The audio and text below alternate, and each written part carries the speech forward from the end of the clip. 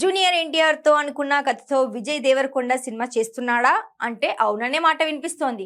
Hi నాన్న వంటి emotional hit తర్వాత దర్శకుడు శౌర్య తన తదుపరి చిత్రాన్ని విజయ్ దేవరకొండతో చేస్తున్నట్టుగా అధికారికంగా ప్రకటించారు. అయితే ఈ కథను శౌర్య ముందుగా ఎన్టీఆర్ కోసం సిద్ధం చేసినట్టుగా తెలుస్తోంది. నిజానికి హాయ్ నాన్న విడుదలైన తర్వాత శౌర్య ఒక పవర్ఫుల్ స్క్రిప్ట్ ను ఎన్టీఆర్ కు వినిపించినట్టుగా వార్తలు వచ్చాయి. కథ నచ్చడంతో ఎన్టీఆర్ కూడా ఆసక్తి చూపించాడని, కానీ అప్పటికే ఆయన చేతిలో దేవర, వార్ 2, ప్రశాంత్ నీల్ సినిమాలు ఉండటంతో శౌర్యను వెయిటింగ్ మోడ్ లో పెట్టాడనే టాక్ వచ్చింది. దీంతో శౌర్య అదే కథను విజయ్ దేవరకొండకు వినిపించగా ఆయన వెంటనే గ్రీన్ సిగ్నల్ ఇచ్చినట్టుగా సమాచారం.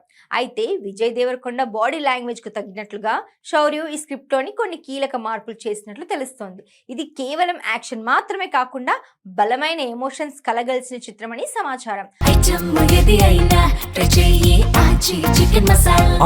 చికెన్ మసాలా హాయ్ నాన్న నిర్మించిన వైరా ఎంటర్టైన్మెంట్ సంస్థే ఈ భారీ ప్రాజెక్ట్ ను కూడా నిర్మించనుంది. ప్రస్తుతం విజయ్ తన చేతిలో ఉన్న ప్రాజెక్టులను పూర్తి చేసిన తర్వాత ఈ ఏడాది చివరిలో ఈ సినిమా షూటింగ్ ప్రారంభం కానుంది. అయితే గతంలో గౌతమ్ తిన్ననూరుతో విజయ్ చేసిన కింగ్డమ్ స్టోరీ కూడా మొదట రామ్ చరణ్ చేయాల్సిందే, కానీ కుదరలేదు. ఇప్పుడు ఎన్టీఆర్ తో అనుకున్న కథతో సినిమా అంటున్నారు. మరి ఇందులో ఎంతవరకు నిజముందో చూడాలి.